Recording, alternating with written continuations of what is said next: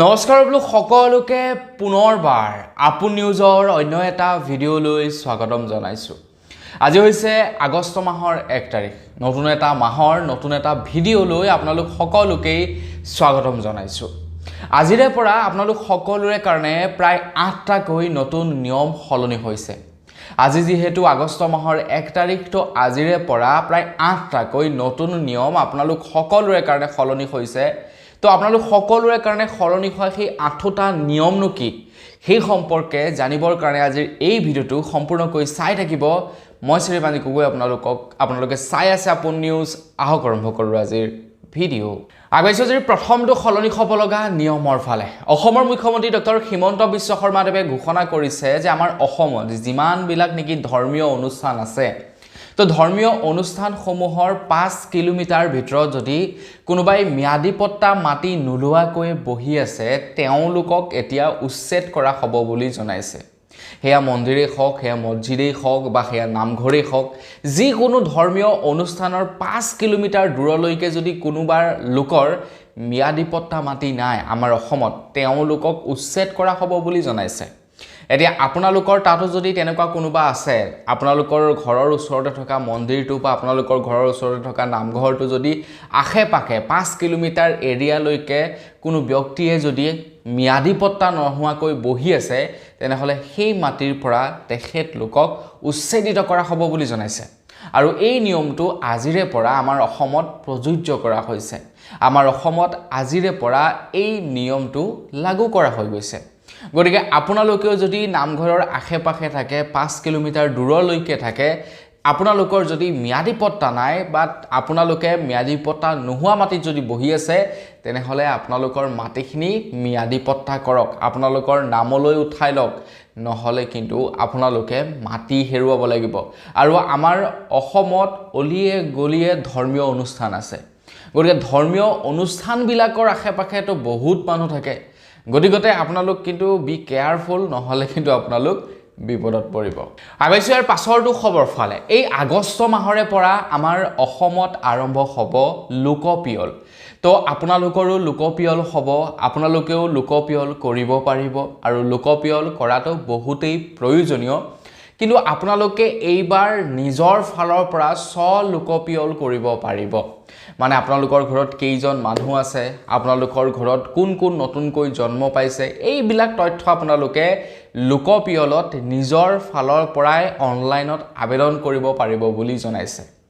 আগতে কি হয়, যিসকল নেকি লোকপিয়ল কৰা মানুহ থাকে তেওঁলোকে আপোনালোকৰ ঘৰলৈ টেবলেট এটা লৈ আহে। তো টেবলেট এটা লৈ আহি তেওঁলোকে আপোনালোকৰ ডাটাবিলাক তেওঁলোকৰ ডাটা ছিটত ভৰাইহি যে আপোনালোকৰ ঘৰত মানুহ কেইজন আছে, আধাৰ কাৰ্ড নাম্বাৰ কিমান, পান কাৰ্ড নাম্বাৰ কিমান, ভোটাৰ কাৰ্ড নাম্বাৰ কিমান। তো এই বস্তুবিলাক তেওঁলোকে তেওঁলোকৰ ছিষ্টেমত আপডেট কৰে। কিন্তু এইবাৰ আপোনালোকে নিজৰ ফালৰ পৰাই লোকপিয়ল কৰিব লাগিব। মানে নিজেই আপোনালোকে লোকপিয়ল কৰিব লাগিব। আৰু লোকপিয়ল যিসকল অফিচাৰ থাকিব তেওঁলোকে আহি জাষ্ট ভেৰিফাই কৰিব আপুনি যিখিনি ডাটা তাতে এণ্ট্ৰি কৰি ৰাখিছে সেই ডাটাখিনি শুদ্ধ নে ভুল, জাষ্ট তেওঁলোকে আহি ভেৰিফাইহে কৰিব আৰু আপোনালোকৰ লোকপিয়ল কমপ্লিট হ'ব। তো এনে কৰিলে প্ৰথম কথা হৈ গ'ল, লোকপিয়ল কৰোঁতাসকলে যেতিয়া লোকপিয়ল কৰে কিছু ভুল আহি যায় আৰু সেই ভুলটো এতিয়া নহ'ব। আপুনি যিহেতু নিজৰ ঘৰখনৰ লোকপিয়ল কৰিব, গতিকে আপুনি সকলোবিলাক ফৰ্ম ফিলআপ কৰোঁতে নিশ্চয়কৈ চাই চিতি কৰিব যে আপোনালোকৰ নামটো যেনিবা ৰবিন, তো আৰৰ পাছত অ' হ'ব নে এ হ'ব সেইটো আপোনালোকে ভালদৰে জানে। কিন্তু লোকপিয়ল কৰোঁতাজনে পটকেনে টাইপ কৰোঁতে ধৰি লওক অ' জেগাত এ হৈ গ'ল বা উল্টা পুল্টা হৈ যাব পাৰে। চ' তেনেকুৱা ধৰণৰ ভুলবিলাক নহয়। আৰু এনেকুৱা ভোটাৰ কাৰ্ড এপ্লাইৰ সময়ত হৈছিলে ইমান যে ভুল। আমাৰ তাতে ফেনখাতি নামৰ এডোখৰ ঠাই আছে, ফেনখাতিৰ নামটো আঁতৰি হৈ গ'ল ফেনাখাতি। তো এনেকুৱা ধৰণৰ এক্সাম্পল আছে। তো এই ভুলবিলাক নহ'ব। গতিকে নিজৰ ফালৰ পৰা আপোনালোকে লোকপিয়ল কৰিব পাৰিব। আৰু এই নিয়মটো আগষ্টৰ পৰাই আমাৰ অসমত সলনি হৈছে। আগবাইছোঁ ইয়াৰ পাছৰটো সলনি হোৱা নিয়মৰ ফালে। তো আমাৰ ভাৰতবৰ্ষত নতুনকৈ এটা নিয়ম প্ৰযোজ্য কৰিছে আজিৰে পৰা।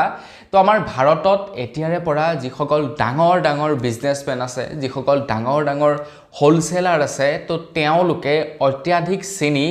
মজুত ৰাখিব নোৱাৰিব। এক মাহত মানে 30 দিনত মাত্ৰ 4000 কুইণ্টলহে চেনি মজুত ৰাখিব পাৰিব ডাঙৰ ডাঙৰ বিজনেছমেনসকলে তো বিজনেছমেনসকলে এটা মানে তেওঁলোকে কি কৰে এটা বেলেগ সিস্টেম লগাই দিয়ে তো তেওঁলোকে কি কৰে যেতিয়া বস্তুবিলাক বেছিকৈ উৎপাদন হয় বস্তুবিলাক তেওঁলোকে ষ্টক কৰি ৰাখি দিয়ে যিমান পাৰে সিমান ষ্টক কৰে যেতিয়া আলুৰ সিজন আহিব আলুৰ সিজনত তেওঁলোকে যিমান পাৰে সিমান আলুৰ ষ্টক কৰি দিব যেতিয়া নেকি পিয়াজৰ সিজন আহিব পিয়াজৰ সিজনত যিমান পাৰে পিয়াজ ষ্টক কৰি দিব সৰিয়হৰ সিজনত সৰিয়হ ষ্টক কৰি দিব আৰু মাৰ্কেটত প্ৰায় নাইকিয়া কৰি দিব ষ্টক কৰোতে আৰু তাৰ পাছত তেওঁলোকে লাহে লাহে বস্তুবিলাক তেওঁলোকৰ ষ্টক ৰুমৰ পৰা উলিয়াই বিক্ৰী কৰি থাকিব এটা যেতিয়া নেকি সব ফালে আলুৰ খেতি হ'ব তেতিয়া আলুৰ দামটো কমি থাকে তো বিজনেছমেনসকলে সেই কমি থকাৰ সুযোগ লৈ আলুবিলাক ক্ৰয় কৰি থৈ দিব আৰু যেতিয়া মাৰ্কেটত আলু নাইকিয়া হ'ব তেতিয়া অধিক দামত তেওঁলোকে বিক্ৰী কৰিব আৰু এই সিস্টেমটো যাতে কৰিব নোৱাৰে বিজনেছমেনসকলে তো সেইবাবে এইবাৰ চেনি মজুত ৰখাৰ ক্ষেত্ৰত কিছু নিয়ম মানি দিছে আৰু সেই নিয়ম যদি পালন নকৰে তেনেহলে বিজনেছমেনসকলৰ ওপৰত বোলে একশন লব আগৈছে ইয়াৰ পাছৰটো খলনি হোৱা নিয়মৰ ফালে ইয়াৰ পাছৰ নিয়মটো ওলাই পৰিছে ডাকঘৰৰ ক্ষেত্ৰত আপুনি বাৰু ডাকঘৰৰ জৰিয়তে কেতিয়াবা কাৰোবালৈ কিবা বস্তু প্ৰেৰণ কৰি পাইছে নাই কমেন্ট সেকশনত জনাবচোন মানে স্পিড পোষ্ট কৰি পাইছে নাই বা আপোনালৈ তেনেকুৱা স্পিড পোষ্টৰ জৰিয়তে কিবা কি বস্তু আহিছে নাই কমেন্ট সেকশনত জনাব এইটো পাছৰ কথা যে ডাকঘৰৰ বহুত বদনাম আছে ডাকঘৰত এনেকুৱা বদনাম আছে কোনোবাই ডাকঘৰৰ জৰিয়তে কিবা এটা বস্তু পঠাইছে ধৰি লওক মোবাইল এটা তো যিজনলৈ পঠাইছে তেখেতৰ ওচৰত গৈ পাইছেগে হিলগুটি এটা এনেকুৱা ধেৰ উদাহৰণো আছে তো কিন্তু আপোনালোকে বাৰু স্পিড পোষ্ট কৰি পাইছে নাই পোৱা কমেন্ট সেকশনত জনাব ডাকঘৰৰ জৰিয়তে এতিয়া ইণ্ডিয়া পোষ্টেল ডিপাৰ্টমেণ্টে ডাকঘৰৰ স্পিড পোষ্টৰ যি নেকি আপোনাৰ চাৰ্জেছ থাকে সেই চাৰ্জেছবিলাক চেঞ্জ কৰিছে বুলি জনাইছে আগতে ধৰি লওক আপোনাৰ চিঠি এখন প্ৰেৰণ কৰিব লগা আছে টাইমো বেছি লগায় আৰু তেওঁলোকে পইচাও বেছিকৈ লয় কিন্তু এতিয়া যিসকলে সৰু মৰু বস্তু প্ৰেৰণ কৰে তেওঁলোকৰ চাৰ্জেছবিলাক কমিব খৰচাটো কমিব তো এতিয়া 24 ঘণ্টা আৰু 48 ঘণ্টাৰ দুটা ফেচিলিটি বা দুটা কেটেগৰীত ভাগ কৰি দিছে স্পিড পোষ্টসমূহ গতিকে সেইভাবে মানে দামটো অকণমান কমাব পাৰিছে ইণ্ডিয়ান পোষ্টেল ডিপাৰ্টমেণ্টে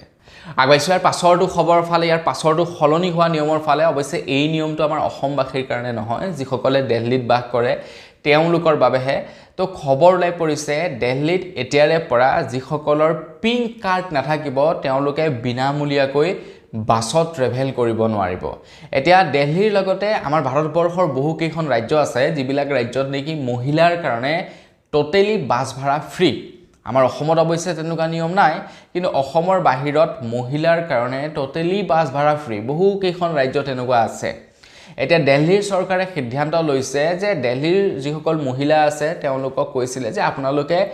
বাছত ট্ৰেভেল কৰিবৰ কাৰণে পিংক কাৰ্ড এখন বনাই ল'ব এতিয়া বনোৱাসকলে বনাইছে নবনোৱাসকলে নাই বনোৱা কিন্তু এতিয়া মানে এটা কাৰা নিৰ্দেশনা জাৰি কৰি দিছে যে পিংক কাৰ্ড লাগিবই পিংক কাৰ্ড হলেহে বাছত ট্ৰেভেল কৰিব পাৰিব নহলে নোৱাৰিব তো আমাৰ অসমতো তেনেকুৱা সিস্টেম এটা বনাই দিব লাগে দুখীয়া মানুহবিলাকক বা মহিলাবিলাকক চৰকাৰে তেনেকুৱা এটা ফেচিলিটি দিব পাৰে অৰুণোদয় আঁচনিৰ নামত ইমানখিনি টকা বিলাই আছে মোৰ মতে বাছত ট্ৰেভেল কৰোতেও যাতে বাছ ভাড়াটো বিনামূলীয়াকৈ পায় তাৰ কাৰণেও তেনেকুৱা কিবা এটা সিস্টেম কৰি দিব লাগে আগবাইছো ইয়াৰ পাছৰটো খলনি হ'ব লগা নিয়মৰ ফালে ইয়াৰ পাছৰ নিয়মটো খলনি হ'ব যিসকল লোকে ট্ৰেইনত যাত্ৰা কৰে তেওঁলোকৰ বাবে তো আপুনি ট্ৰেইনত যাত্ৰা কৰে নে নকৰে কমেন্ট সেকশনত জনাব তো ট্ৰেইনত আপুনি যেনিবা হঠাতে কৰবাত যোৱাৰ প্লেনিং বনাই দিলে তো আপুনি তৎকাল টিকট যদি কাটিবলৈ যায় এতিয়া তৎকাল টিকট কটাৰ কিছুমান নিয়ম চেঞ্জ কৰি দিছে আগতে ডাইৰেক্টলি তৎকাল টিকট কাটি দিব পাৰে কিন্তু এতিয়া তৎকাল টিকট ডাইৰেক্টলি কাটিব নোৱাৰিব প্ৰথমে টুকন ল'ব লাগিব আৰু টুকন লোৱাৰ পাছতহে আপোনালোকে তৎকাল টিকট ক্ৰয় কৰিব পাৰিব আগতে মানে কি হল আপোনাৰ কৰবাত যাব লগা আছে তো সময়মতে তৎকাল টিকটৰ বুকিং খুলি দিব আপুনি গৈ যিকোনো এটা চিএছচি চেণ্টাৰত তৎকাল টিকট বুক কৰিব পাৰে কিন্তু এটা সেই তৎকাল টিকট বুকিং কৰা সিস্টেমটো টোটালি চেঞ্জ কৰি দিছে প্ৰথমে টোকেন ল'ব লাগিব তাৰ পাছতহে আপোনালোকে তৎকাল টিকট বুকিং কৰিব পাৰিব গতিকে আকস্মিকভাৱে যদি আপোনালোকে কৰবাত যোৱাৰ প্লেনিং বনাই দিয়ে ন তো এইটো কনফাৰ্ম কৰি ল'ব প্ৰথমে চিএছচি চেণ্টাৰত গৈ লগে লগে গৈ টিকেট কাটিব নোৱাৰিবগে আগবাইছৰ পাছৰটো খলনি হোৱা নিয়মৰ ফালে এতিয়া খবৰ লাই পৰিছে 1 আগষ্ট তাৰিখৰ পৰা প্ৰায়বিলাক বেংকে তেওঁলোকৰ কিছুমান নিয়ম চেঞ্জ কৰিব বুলি কৈছে বিশেষকৈ যিসকলকে এটিএম কাৰ্ড ব্যৱহাৰ কৰে যিসকলকে ক্ৰেডিট কাৰ্ড ব্যৱহাৰ কৰে তেওঁলোকৰ কাৰণে কিছুমান নিয়ম চেঞ্জ হ'ব এতিয়া এটিএম কাৰ্ড কোনে ব্যৱহাৰ নকৰেনো আপুনিও ব্যৱহাৰ কৰে ময়ো ব্যৱহাৰ কৰোঁ ক্ৰেডিট কাৰ্ড প্ৰায়বিলাক মানুহে ব্যৱহাৰ কৰে তো ক্ৰেডিট কাৰ্ড আৰু ডেবিট কাৰ্ড এই দুয়োখন কাৰ্ড ব্যৱহাৰকাৰীৰ কাৰণে কিছুমান নিয়ম সলাই দিছে এটা ডেবিট কাৰ্ড আৰু ক্ৰেডিট কাৰ্ডৰ চাৰ্জেছ সমূহ চেঞ্জ কৰি পেলাইছে মানে সেই পইচা উলিয়ালে যে বেংকৰ পৰা আমি এটা চাৰ্জ দিব লাগে মানে ডেবিট কাৰ্ডৰ জৰিয়তে তো সেই চাৰ্জ বিলাক এতিয়া সলনি কৰি পেলাইছে প্ৰায়বিলাক বেংকে তো কোন বেংকে কিমান কি চাৰ্জ হলাইছে অনাগত ভিডিও বিলাকত ডিটেইলছত জনাম তেতিয়ালৈকে চেনেলটো সাবস্ক্ৰাইব কৰি ৰাখিব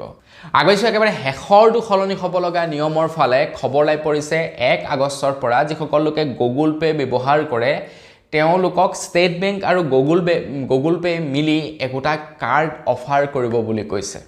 তো আপোনাৰ ইচ্ছা থাকিলে ল'ব পাৰে যদি ইচ্ছা নাথাকে ল'ব নালাগে তো আপোনালোকে যদিহে গুগল পে ব্যৱহাৰ কৰে তেনেহলে 1 আগষ্টৰ পৰা গুগল পেৰ জৰিয়তে আপোনালোকে এটা ষ্টেট বেংকৰ ক্ৰেডিট কাৰ্ড ল'ব পাৰে আৰু সেই ক্ৰেডিট কাৰ্ডটোৰ জৰিয়তে আপোনাৰ যেতিয়া পইচা নাথাকিব আপোনালোকে বেংকৰ পৰা পইচা উলিয়াব পাৰিব বা আপোনালোকে কৰবাত বজাৰ সমাৰ কৰিব পাৰিব গুগল পেৰ জৰিয়তে তো গুগল পে আৰু ষ্টেট বেংকে পাৰ্টনাৰশ্বিপ কৰি এতিয়া সকলোৰে কাৰণে এই ক্ৰেডিট কাৰ্ডখন অফাৰ কৰিছে যদি আপোনালোকৰো ল'বলৈ ইচ্ছা আছে তেনেহলে গুগল পে যদি ব্যৱহাৰ কৰে গুগল পেটো অপচনটো আহি যাব 1 আগষ্টৰ পৰা অৰ্থাৎ আজিৰে পৰা তো আপোনালোকে ধুনীয়াকৈ আবেদন কৰিব পাৰিব তো বন্ধু-বান্ধৱীসকল বস আজিৰে পৰা আমাৰ ভাৰতবৰ্ষত এই 8টাকৈ নিয়ম সলনি হৈছে তো খবৰ কেইটা জানি কেনে পালে কমেন্ট সেকশনত জনাব যদি ভাল লাগিলে লাইক এটা কৰি দিব চেনেলটো সাবস্ক্ৰাইব কৰা নাই সাবস্ক্ৰাইবটো কৰি ল'ব পুনৰ এটা লগ পাৰ খৰে বিদায় মাগিছো ধন্যবাদ জয়